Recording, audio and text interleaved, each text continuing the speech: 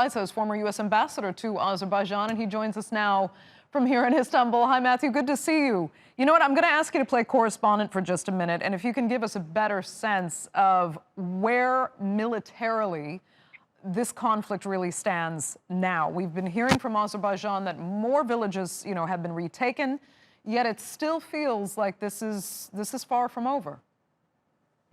Yeah, thank you for having me with you, Andre, as always.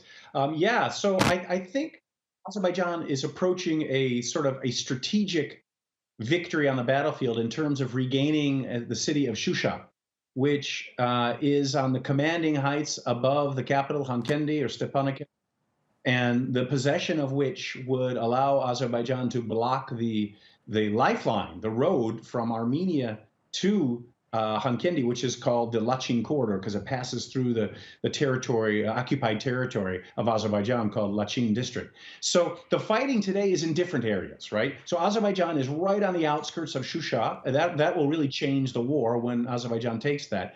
And now the battles where you said in Khojavend, in Gubadli, in Agdere, those are places that have been under in the site of intense conflict for some time, but more or less have been controlled by Azerbaijan, and now Armenia has launched some counterattacks. But I think those counterattacks are going to run out of steam, and really the whole question now is going to be Shusha.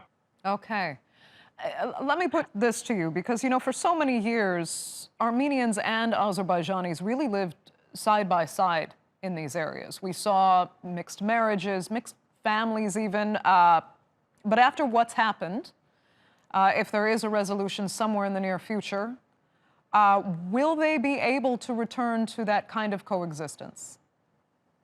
Yeah, that's the huge question. That has been the goal, as articulated by President Aliyev throughout this conflict. He has said in every interview I've heard him give that the goal is to, enable Azerbaijanis to return to their former homes from which they were evicted and ethnically cleansed, but let the ethnic Armenians remain inside Nagorno-Karabakh in their homes, and let's rebuild society together. Now that may sound like an extremely positive objective, maybe even naive, but I do think that's possible. Now, as far as Armenians are concerned who lived in the 7 territories that surround Nagorno-Karabakh and have been occupied by Armenia, I think that President Ali has been clear that all those people have to leave because, there aren't that many in those territories, but those were never disputed territories. Those were always over 90% ethnically Azerbaijani.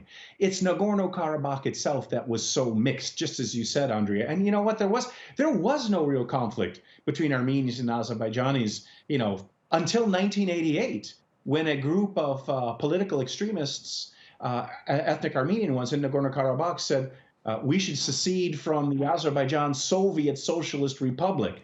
This was an internal Soviet issue, and that just ended up catalyzing and expanding into a war once the Soviet Union collapsed. Right.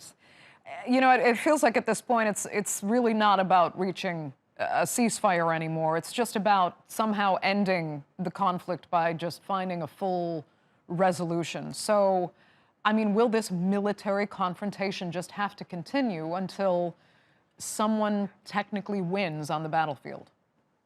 Well, you're the first person who's asked that question to me, and I think that's exactly right. That's the one people should be focusing on. Azerbaijan, from its perspective, it is enforcing 4 United Nations Security Council resolutions, so international law, saying that Nagorno-Karabakh and the 7 surrounding territories are Azerbaijani. And the international community did nothing to enforce them. When I was the mediator, we were far along on developing a framework agreement that, by the way, that both the Armenian leader and Azerbaijani leader agreed to in January of 2009, but they never finalized. So Prime Minister Pashinyan of Armenia, over the course of the last year, has said, I reject that previous formula. I reject that formula of lands for peace. I instead want a new formula of new wars for new lands. And so that's what led to this conflict. And so I think Azerbaijan has decided we're going to bring this to a military conclusion, but then go back to the political phase, because we should all keep in mind every war that has ever ended has ended with political negotiations. And so Azerbaijan is very strongly positioned now for those political negotiations. And once it regains that town I mentioned in the beginning, Shusha, which you're showing right now on screen, it will be in a commanding position to force a political resolution now of this conflict. Okay, Matthew Bryza, great to have you as always. Thanks so much for taking the time. We appreciate it very much.